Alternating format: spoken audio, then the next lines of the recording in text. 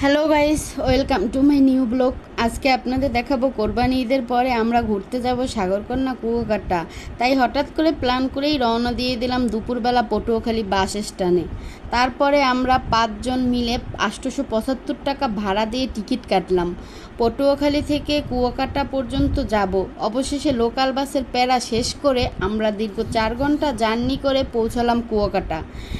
এখন সবাই মিলে লাফ দিয়ে নামতেছে যে যার মতো, কারণ তারা সাগর পাড়ে গিয়ে একটু বাতাস খাবে, তারপর সাগর পাড়ে কতক্ষণ বসবে।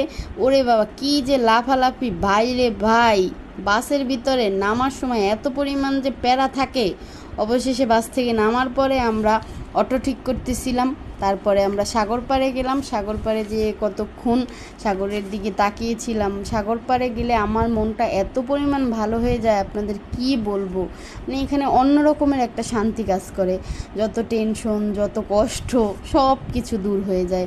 তারপর একটু ভিডিও করলাম, তারপরে ছবি তুললাম, সবাই মিলে আড্ডা দিলাম, দেন হোটেলের উদ্দেশ্যে রওনা দিলাম।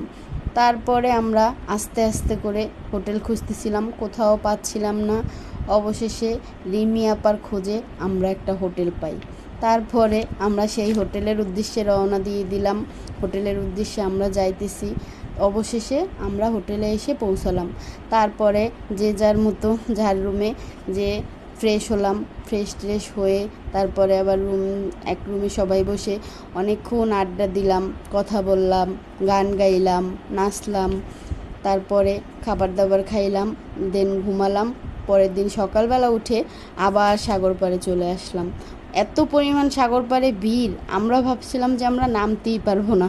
অবশেষে আমরাও নেমে গেলাম, অনেক গোসল করলাম, তারপরে অনেকক্ষণ থাকলাম সাগর পাড়ে, ছবি তুললাম, ভিডিও করলাম, কিন্তু কিছুই রেকর্ড করা হয়নি।